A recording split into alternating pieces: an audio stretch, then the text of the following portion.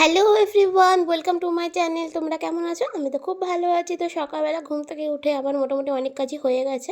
তো তারপরে আমি এখানে ক্রিসমাসের সব ডেকোরেশনগুলো বার করে রাখলাম। আজকে ক্রিসমাস ট্রিটা ডেকোরেশন করব। তো তারপরে রান্নাঘরে চলে গেলাম দেখতে মা কী করছে। মা দেখলাম এখানে কমলালেবু ছাড়াচ্ছে আর আপেল কাটছে।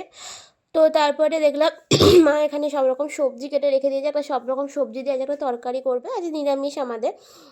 আর আমাদের নিরামিষ বলতে বাড়িতে হয়, আমি নিরামিষ খাই না। মা আর ভাই বেশ নিরামিষটা করে আর কি, নিরামিষটা খায় ওরা মানে আজকের দিনটা। তো তারপরে এখানে কালকে যে আমি টুটি ফুটি ওটা করেছিলাম, ওইটা আমি রঙের মধ্যে ভিজিয়ে রেখেছিলাম, রঙটা যাতে অ্যাবজর্ব করে নেয়। তো তারপরে সকালবেলা উঠে দেখলাম ভালোভাবেই রঙটা অ্যাবজর্ব করে নিয়েছে।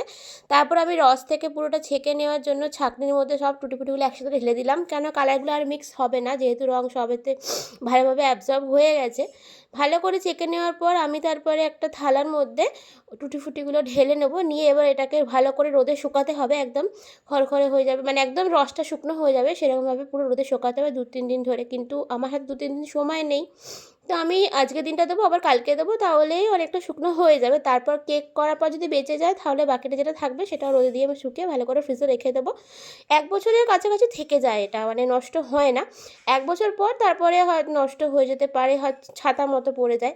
তো তারপর আমি রোদে দিয়ে উপরে একটা চুবড়ি চাপা দিয়ে দিলাম। আর এখানে সান্তা ক্লজ আর এখানে ক্রিসমাস ট্রিটা আমি এখানে রোদে দিয়ে এসেছি, একটু গন্ধটা কেটে যাবে, ওপরে তোলা ছিল। তো তারপর আমি টিফিন করে নিলাম, নিয়ে তারপরে আমি চান করে নিলাম। চান করে তারপরে পুজো টুজো করে আমি এখানে লাঞ্চে আজকে সেরকম কিছুই খাইনি। আজকে দই ওটস আর একটু মধু নিয়ে নিয়েছিলাম ওপর দিয়ে, তো ওটাই ভিজিয়ে রেখেছিলাম, ওটাই খেলাম। তারপর খেয়ে দিয়ে আমি বিকেলের দিকে একটু ছাদে গিয়েছিলাম, জামা কাপড় শুকনো করতে দিয়ে আছে, ওটা তুলবো আর একটু ছাদে বসবো। তো তারপর টুটি ফুটিগুলোকেও একটু তুলে আনতে হবে, কারণ না এবার রোদ চলে গেছে। তো ফার্স্টে টুটি ফুটিগুলো দেখলাম মোটামুটি অনেকটাই শুকনো হয়ে গেছে, কালকের দিনটা দিলে অনেকটা শুকনো হয়ে যাবে। তো তারপরে এখানে সান্তা ক্লজের নিচে কাঠটা এখানটা দেখো না খুলে গেছে, এটা আঠা দিয়ে আটকানো ছিল, খুলে গেছে, এটাকে আমার আঠা দিয়ে আটকাতে হবে আবার। আর এখানে এই ফুলটা আমি যে তুলিনি পুজোর সময়, এত সুন্দর হয়েছে ফুলটা, এত বড় হয়েছে, কি সুন্দর দেখতে লাগছিলো। এখানে একটা হয়েছে আর ওই দিকেও একটা, মানে এই গাছটা আমাদের দুটো আছে, মা আসলে ভুল করেই দুটো নিয়ে চলে এসেছে, বুঝতে পারেনি। তো তারপর এই দেখো এই চালটা পাখিদের খাওয়ার জন্য দিয়েছিলাম, তো আমাদের এখানে বৃষ্টি হয়েছে, বৃষ্টি হওয়ার পর চালটা কেমন হয়ে গেছে বলে আমি চালটা ফেলে দিয়ে আর ভালো চাল দিয়ে দিলাম, আর একটু দিয়ে দিলাম সর্ষে, চাল আর সর্ষে মিশিয়ে দিলাম। আর পাশে জল তো দেওয়াই আছে, এটা আমাদের সবসময়তেই দেওয়া থাকে। আর এই লেবু গাছটা দেখো, লেবু গাছে সব পাতা ঝরে গেছে, শুধু ডাল আর ভর্তি ফুল এসেছে, মানে লেবুও ধরেছে 2-1টা।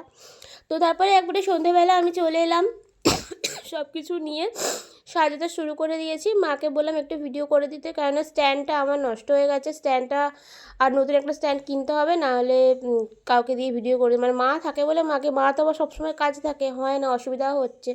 তো তারপরে এখানে গাছগুলো তো মুড়ে মুড়ে রাখা ছিল, আর এত শক্ত হয়ে গেছে, তার মানে শক্ত না, হয়ে গেছে শক্ত, তারগুলোই শক্তই। তো টেনে টেনে আমি আগে ভালো করে গাছগুলো ছাড়িয়ে নিচ্ছি, যাতে আমি বাকি যে ডেকোরেশন মানে ওই বল টল যেগুলো সব থাকে আর কি, ওগুলো যাতে লাগাতে পারি। তো দেখো গাছটা আমার এরকম হাইটের, এটা আমি আগের বছর ক্রিসমাসের আগে কিনেছিলাম। আগে আমার কাছে যে গাছটা ছিল সেটা অনেকটা ছোট ছিল, আমাদের বেলগাছে যখন আমরা থাকতাম ওই জায়গা, অতক্ষণে তো অত জায়গা ছিল না, তো ছোট গাছই কিনেছিলাম। তো তখন সেই গাছটা তারপরে অনেক বছর ইউজ করেছি, তারপর নষ্ট মতো হয়ে গেছে। তারপর এখানে আসার পর আমার মা আমাকে এই বড় গাছটা কিনে দিয়েছিল। তো তারপরে এই ডেকোরেশনগুলো সব আমি আগের বছরই কিনেছিলাম। আর এই সান্টা ক্লজটা আগের বছর কেনা, তো মেরি ক্রিসমাস লেখা যে এগুলো পাওয়া যায় ওটা ফার্স্টে লাগিয়ে নিলাম। তারপর বল আছে, ড্রাম, ঘন্টা যেটাকে বলে ঘন্টা, আর তারপরে গিফট বক্স সব আমি সুন্দর করে সাজিয়ে নিলাম। আর এই নিচে সান্তা ক্লজটা আমার আগের পুরনো ছিল, তো ওটা আমি ফেলিনি, ওটা ভালো আছে বলে আমি রেখে দিয়েছি, আর ওপরে একটা স্টার লাগিয়ে নিয়েছি। আর এটা হচ্ছে গাছটা আমার ডেকোরেশন হয়ে গেল।